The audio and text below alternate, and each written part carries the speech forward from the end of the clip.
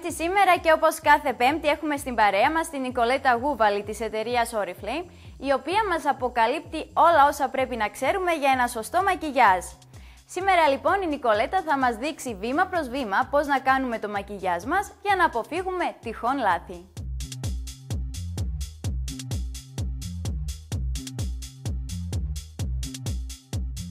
Σήμερα θα δείξουμε πώς χρησιμοποιούμε το make-up, με ποιο τρόπο, ποια είναι η σωστή απόχρωση, γιατί βάζουμε concealer, ποιος ο λόγος, γιατί χρησιμοποιούμε τη βάση, αναλυτικά βήμα προς βήμα, για να μάθουμε στις φίλες μας πώς μπορούν πάρα πολύ εύκολα να το κάνουν και στο σπίτι. Ξεκινάμε πάντα από μια καλή σωστά ενυδατωμένη επιδερμίδα. Εάν το δέρμα μας δεν είναι σωστά ενυδατωμένο, κανένα make-up δεν πρόκειται να απλωθεί σωστά και να διατηρηθεί και θα έχουμε τα λεγόμενα μπαλώματα.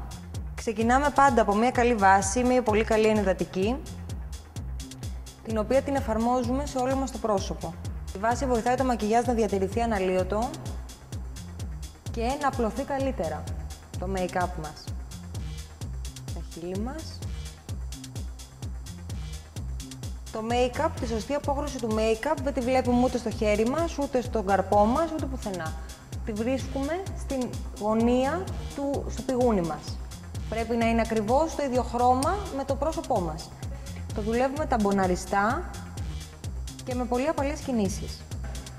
Make-up βάζουμε και πάνω στα χείλη μας, για να έχουμε ουδέτερο τόνο κλείσιμο, και πάνω από τα μάτια μας. Make-up βάζουμε, είπαμε, και στο λαιμό, και αν θα βάλουμε κάποιο εξώπλατο φόρεμα ή κάποιο φόρεμα με ανοιχτό ντεκολτέ, σβήνουμε και στην περιοχή του ντεκολτέ για να μην έχουμε διχρωμίες. Και περνάμε στο concealer.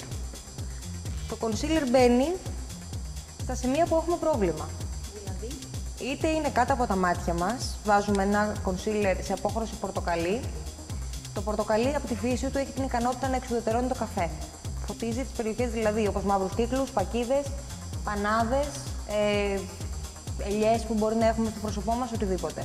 Εάν υποθέσουμε ότι οι φίλες μας έχουν ρητίδες, που είτε είναι ρητίδες στο μεσόφριο, δηλαδή στο σημείο που είναι ανάμεσα από τα φρύδια, είτε ρινοχυλικές που είναι στο σημείο εδώ που σπάει που γελάμε, είναι ρητίδες έκφρασης, είτε οπουδήποτε αλλού, βάζουμε ένα ανοιχτό concealer και το δουλεύουμε ταμποναριστά.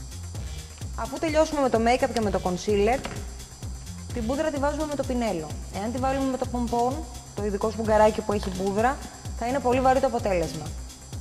Τα καινούργια make-up δεν θέλουν τόσο πολύ πούδρα και ο λόγος είναι ότι είναι πολύ πιο ελαφριά και σταθεροποιούνται πολύ καλύτερα. Και προχωράμε στις σκιές. Θα κάνουμε ένα πρωινό μακιγιάζ. Ξεκινάμε βάζοντας ένα μολύβι ματιών, λίγο, με ανωδική φορά, αυτό το καταπληκτικό πινελάκι, με το οποίο το σβήνουμε από έξω προς τα μέσα. Ξεκινάμε μία μπέζ σκιά. Η σκιά έχει την ικανότητα να σταθεροποιεί το μολύβι. Επιλέγω μία μπορντό, η οποία είναι πολύ γλυκό χρώμα, δεν πρέπει να τη φοβάστε. Λουργώ τη γωνία.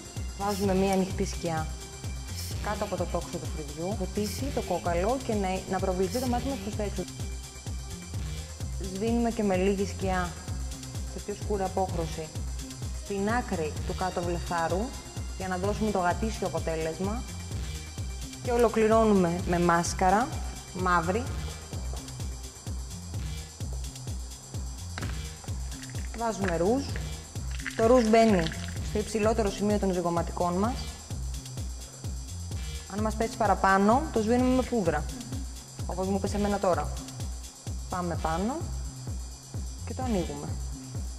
Στην έλα, κάτι που θέλω να σας πω είναι ότι πρέπει να τα πλένουμε μετά από 5 χρήσεις. Και ολοκληρώνουμε το μακιγιάζ μας με ένα κραγιόν σε φυσική απόχρωση.